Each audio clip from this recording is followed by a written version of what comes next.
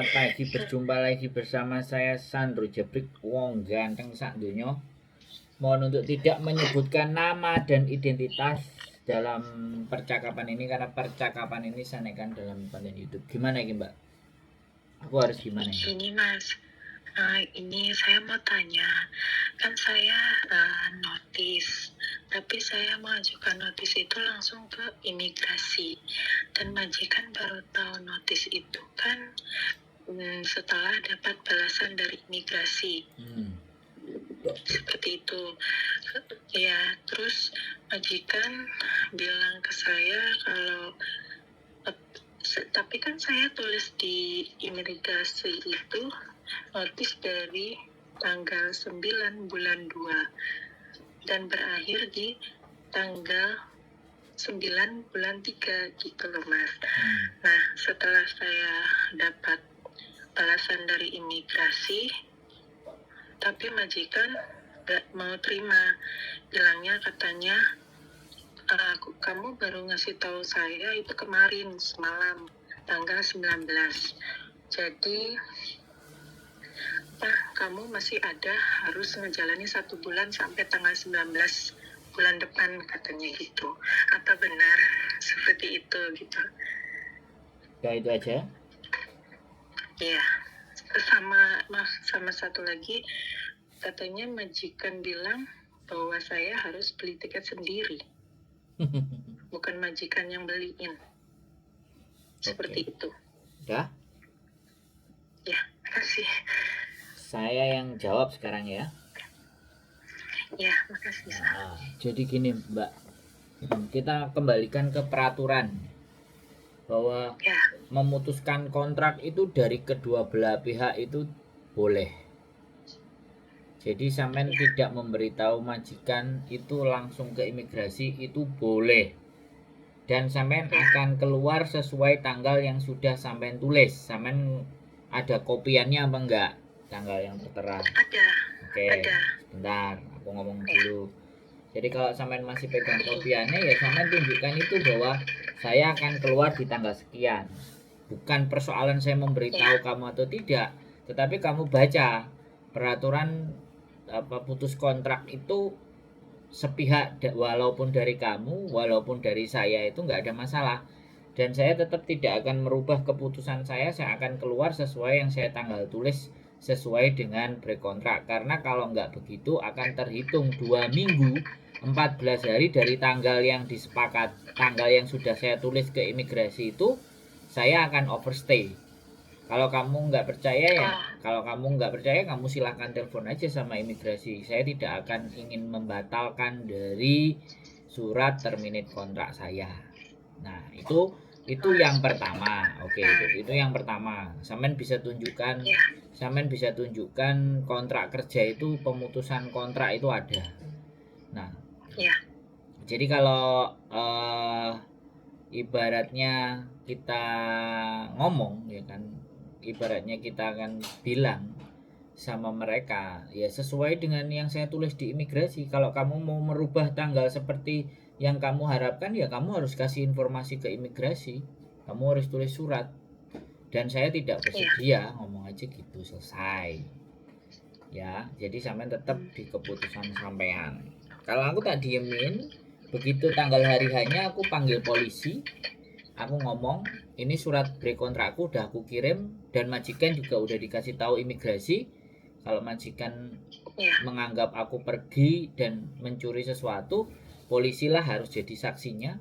Silahkan dicek barang-barang saya sebelum keluar dan semuanya itu beres, nggak ada masalah terjadi perselisihan apapun. Nah itu yang pertama. Terus kemudian dibelikan atau tiket, ketika sampean sudah keluar dulu, kewajiban majikan adalah harus membelikan tiket pulang ke Indonesia dan uang 100 sebagai transport. Dan aku nggak ngerti sampean keluar tanggal itu udah selesai gajian atau terhitung tanggal berapa. Kalau dia tetap tidak mau dengan hal itu ya kita bisa hari itu keluar, terus hari itu juga kita datang ke labor atau ke KJRI. Kalau datang ke KJRI ya nanti agennya yang akan dia panggil sama KJRI untuk menyelesaikan urusannya sampean.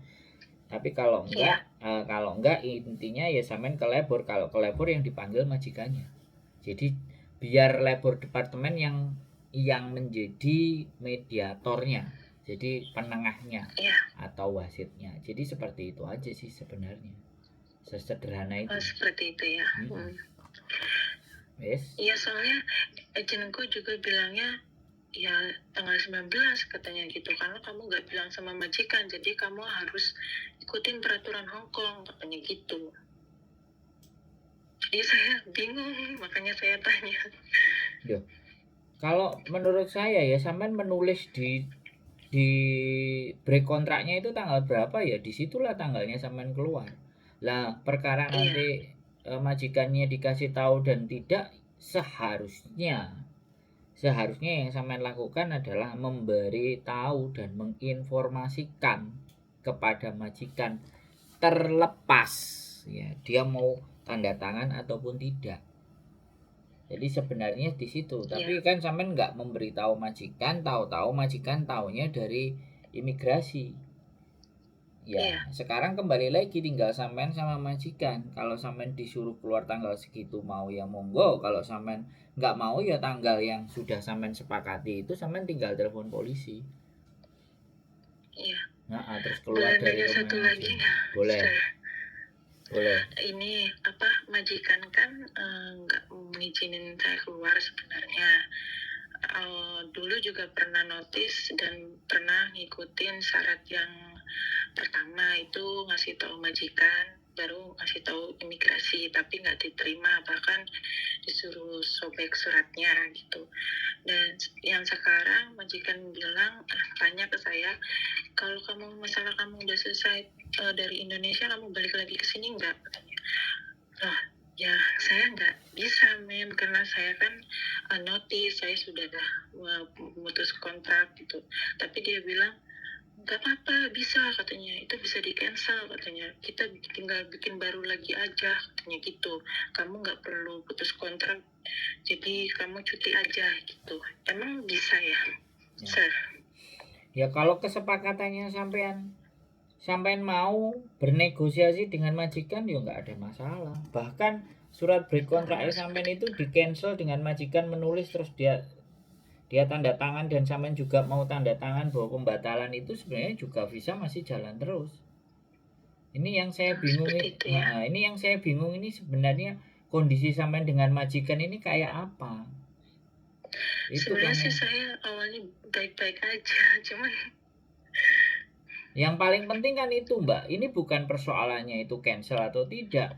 Sorry to say ya, saya kepo ya. Tapi karena untuk menyelesaikan persoalan, kalau sampean berdasarkan atas undang-undang atau peraturan yang saya sampaikan tadi. Tapi peraturan dan undang-undang itu kan tinggal bagaimana hubungan sampean dengan majikan itu seperti apa. Apakah sebegitu parahnya sehingga sampean break kontrak, sampean nggak harus ngomong semajikan, langsung sampean kirim sendiri. Ini kan yang menjadi pertanyaan buat saya. Iya kan? Loh, enggak. Aku dalam diberikan masalah atau soal itu enggak aku telan bulat-bulat loh, Mbak. Aku telaah dari ceritanya kalian semuanya ini yang bermasalah yang mana nih sebenarnya. Nah, tapi karena pertanyaannya sampean itu tadi tak jawab peraturan saya duluan. Nah, semakin ke belakang kan saya harus menganalisa lagi karena saya tidak ingin memberikan bentuk jawaban itu yang tidak sebijaksana mungkin. Nah, benar itu belum tentu bijak. Tetapi ketika seseorang itu sudah ditara bijak, maka dia melewati beberapa kali kebenaran. Nah, makanya masalahnya sampai dengan majikan itu di mana? Itu dulu yang harusnya diselesaikan. Jangan langsung main tembak putus kontrak. Kalau teman-teman kan kadang-kadang menanyakan, dia belum lakukan, dia menanyakan sebaiknya aku putus kontrak atau bagaimana dengan kondisi di majikanku yang seperti ini. Nah, ini kan sampean kebalik. Kontraknya udah dikirim, udah dibalikin lagi ke majikan, udah ketemu, barunya sampean tanya ke saya. Ya kan? Ya kan? Kalau sampean tanya ke saya dan itu sudah terjadi, ya kembali lagi tadi saya bilang, saya dudukkan di peraturan. Terus kemudian malah di pertanyaan terakhir sampean bilang, emang di cancel terus balik lagi kamu cuti. Nah, ini kan saya jadi bingung. Sebenarnya hubungan Enggak, iya, sampean dengan majikan ini ada apa gitu. Jadi orang ketiga ini, iya, hah? Jadi nah gitu iya aja. benar. Ya sebenarnya sih nggak baik-baik aja, cuman dia tuh setelah saya notice jadi berubah gitu. Tapi saya tetap pada ini saya yang awal, bahwa saya yang benar-benar mau notice pulang ke Indo gitu. Nah, kalau sampean kasih konklusi kayak gini ya apapun yang terjadi di tanggal yang sampean tulis panggil polisi pulang loh. Suratnya sodorin kan. Beres loh. Iya, bisa ya, bisa. Harusnya bisa. Jangan panggil saya Sir, Iya. panggil aja Sandro. Saya bukan orang-orang yang gila dipanggil Sir, Geng, dipanggil geng, geng. Mem, panggil Koko. Aku ini orang Jawa ya sama-sama teman-teman semuanya nggak ada bedanya. Geng, Pak. geng, maaf mas. Kalau dipanggil Mas kan Saya lebih bingung. lebih enak atau dipanggil Dek biar kelihatan saya lebih Saya muda kan gemeter enak. soalnya menelpon.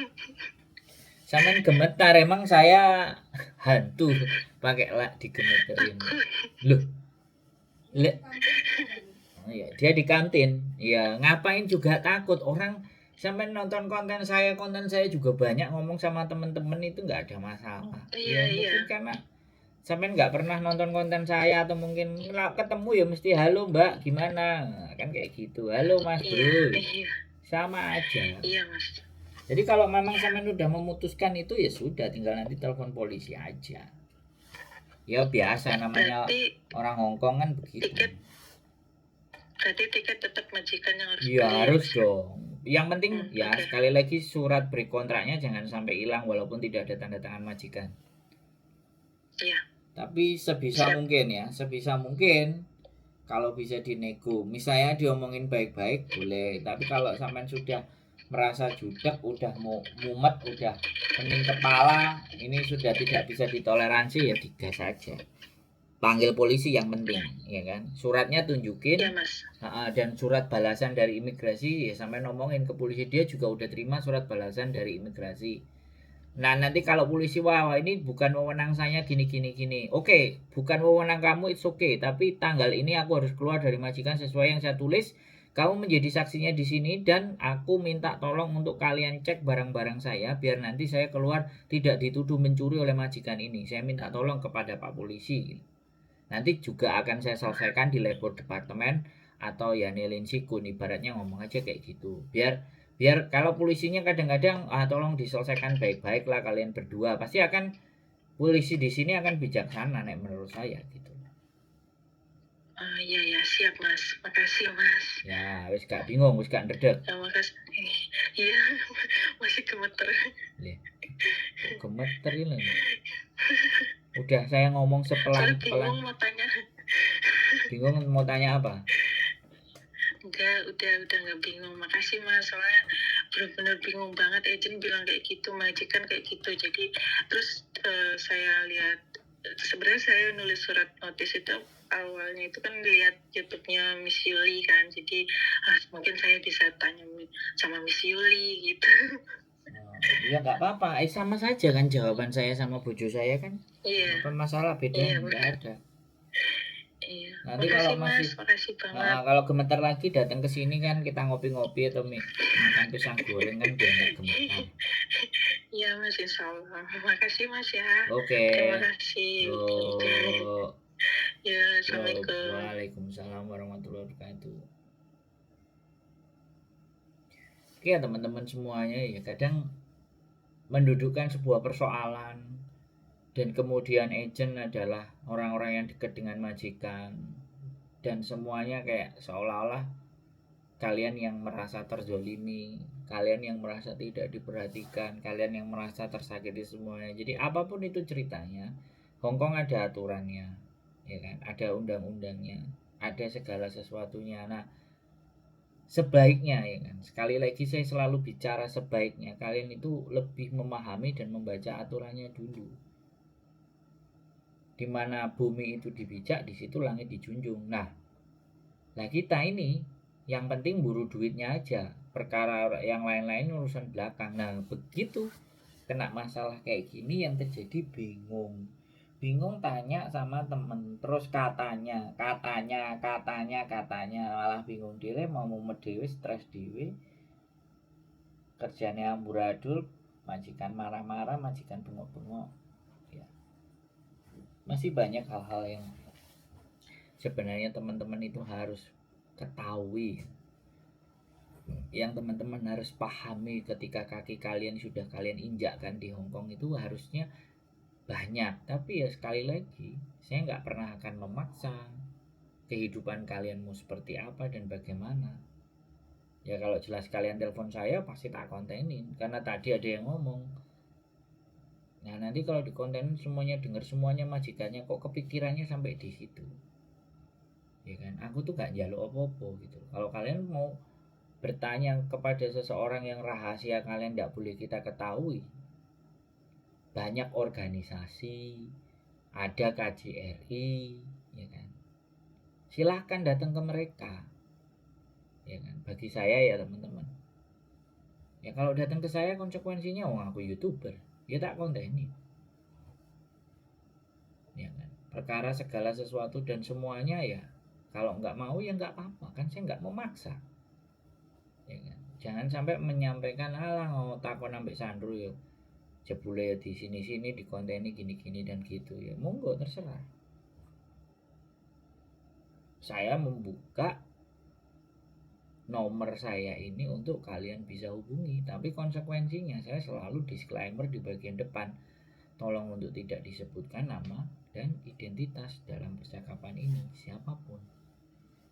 Itu kan artinya saya tidak ingin menunjukkan siapa pribadi Anda kalian, tetapi karena ketakutan kalian sendiri yang lebih besar, ya bukan masalah saya kalau sampean takut, yaitu masalahnya sampean. Ya itu saja buat teman-teman semuanya, mbaknya yang sudah percaya mau nelpon, siapapun kalian yang sudah percaya saya untuk memberikan arahan atau kalian bisa bertanya mendapatkan jawabannya, karena yang terpenting adalah jawabannya, solusinya atas masalahnya kalian. Masalah viral lah, masalah malu lah, masalah apa ya, kalian pikirkan ulang.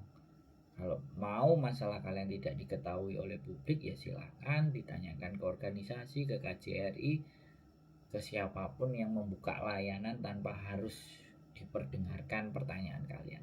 Tetap semangat, keep stay tune with the channel, and see you next video. Bye bye.